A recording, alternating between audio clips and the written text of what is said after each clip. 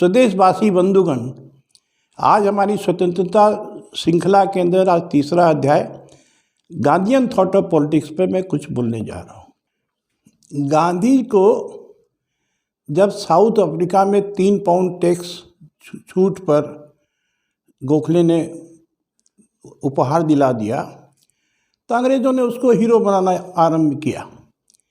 South Africa से भारत आने के पहले गांधी लंदन गए और वहाँ अधिकारियों से मिले होंगे। वहाँ से मिलने के साथ ही साथ गांधी ने तिलक पर आक्रमण करना आरंभ कर दिया। तिलक बोलते थे Britain's danger, India's opportunity. Britain's का डिफ़िकल्टी है तो इंडिया का अपॉर्चुनिटी है। गांधी ने उस पर हमला स्टार्ट कर दिया। अब उन्होंने संकेत दे दिया साफ कि मेरा आने का मकसद तिलक थॉट ऑफ पॉलिटिक्स का विरोध करना है। और गोखले थॉट ऑफ पॉलिटिक्स जो है, गांधीयन थॉट ऑफ पॉलिटिक्स, उसका उद्देश्य क्या था? अंग्रेज़ों को हिंदुस्तान में रखना, हमको वो काम करना है। अब इसके बाद गांधी ने चंपारण में सत्याग्रह किया। तो अंग्रेज़ों का भी तो ड्यूटी बनता है कि गांधी को हीरो बनाया जाए। तो चंपारण में उनको ऐसा हीरो बना दिया अंग्रेज़ों ने कि उनको पहले लंदन से जब उसको साउथ अफ्रीका में हीरो बनाया तो उनको एक शिष्य मिल गया, राजगोपालाचारी। चंपारण में जब उनको हीरो बनाया तो उनको 3 शिष्य मिल गए, राजेंद्र प्रसाद कृपलानी, आचार्य कृपलानी और सरदार पटेल। तो वहाँ पे वो जब चंपारण का जो वहाँ 144 धारा लगा दी जाती है। इस पर गांधी क्या करते हैं? To this Gandhi replied with a written statement that he did not propose to comply until he had finalized his inquiry. Next day he was put on the trial for disobeying the order. He read a statement which was at once a defiance and plea of guilty. Since he could not believe that his coming could disturb the public peace, his sense of duty bade him remain. This was not the usual way in which Indian politicians face the government charges. Gandhi's respectful defiance took the magistrate by surprise. He postponed judgment before he could deliver it. The Lieutenant Governor, Sir Edward Gate, intervened and ordered the case to be withdrawn, and collector informed Gandhi that he was free to proceed with the inquiry. लोगों की निगाह में तो आया कि गांधी ने पूरा हिला दिया अंग्रेजी प्रशासन को, और यहाँ उनकी मिली भगत से उनको हीरो बनाया जा रहा है। ये थे गांधी अंग्रेज़ों के द्वारा प्रोजेक्टेड आदमी।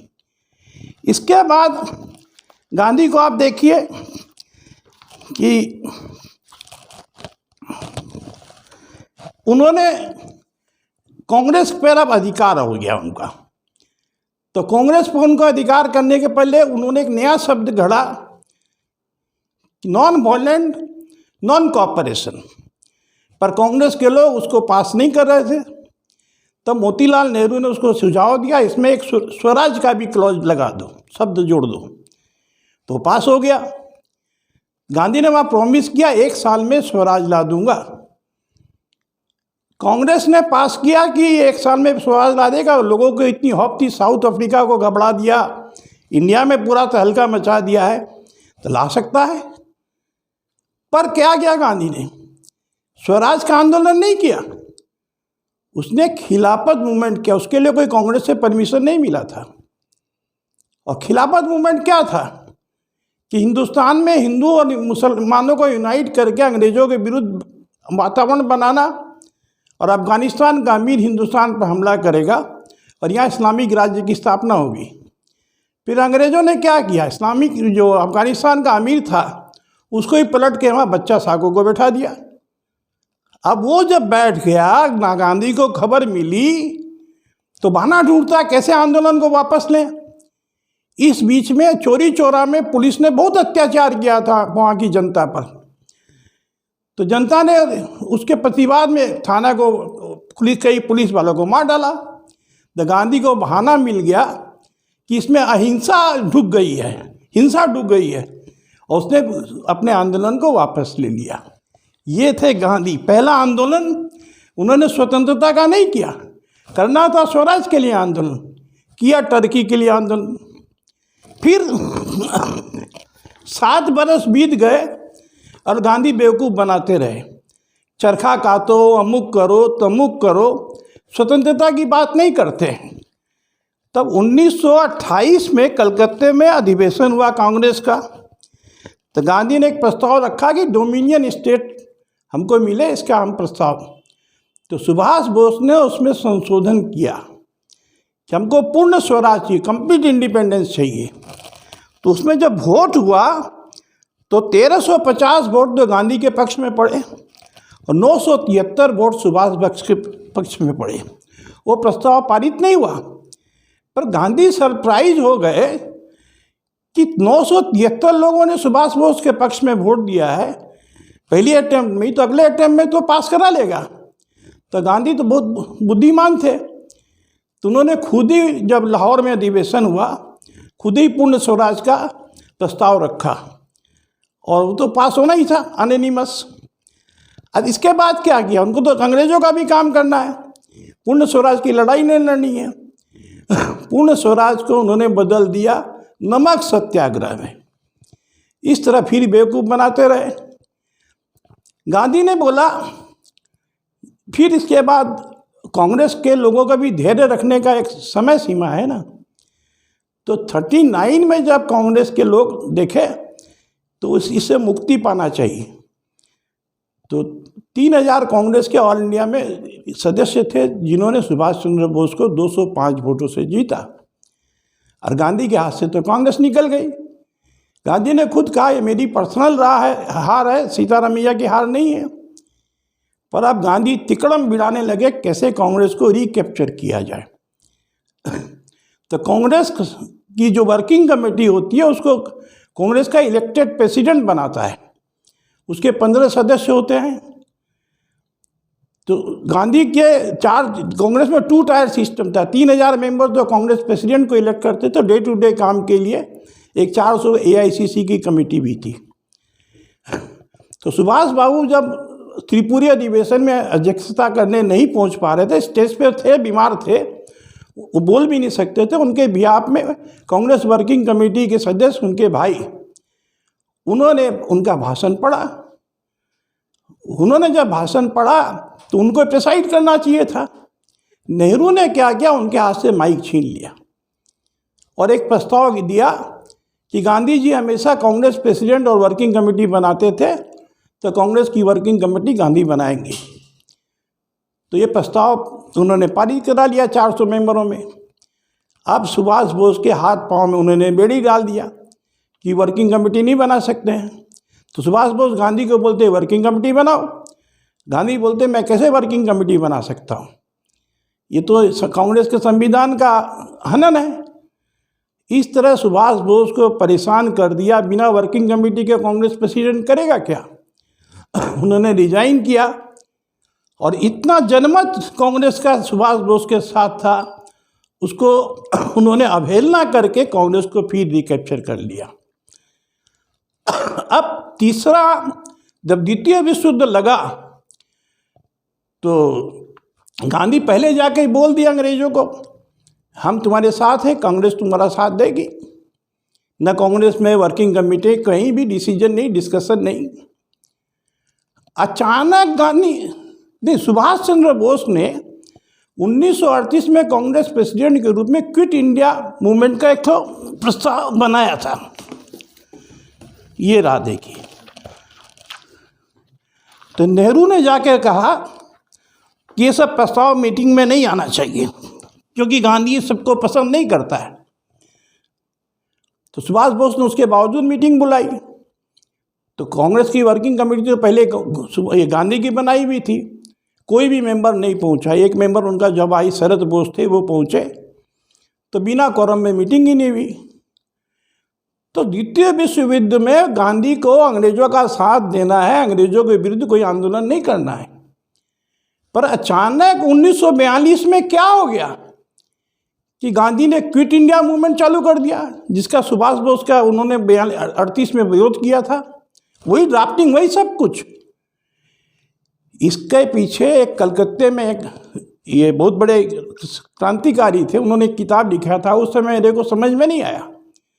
उसमें था कि सुभाष बोस को नुकसान पहुंचाने के लिए गांधी ने क्विट इंडिया मूवमेंट किया। अब तो समझ में आ गया रिसर्च करते करते। 41 में क्या हुआ कि जापान ने हमला कर दिया इंडिया पर। पहले सिर्फ जर्मनी और इटली लड़ रहे थे दूसरी विश्व युद्ध। तब गांधी की समझ में आ गया कि अब सुभाष बोस जर्मनी से जापान जाएगा और वहाँ से इंडिया में आएगा।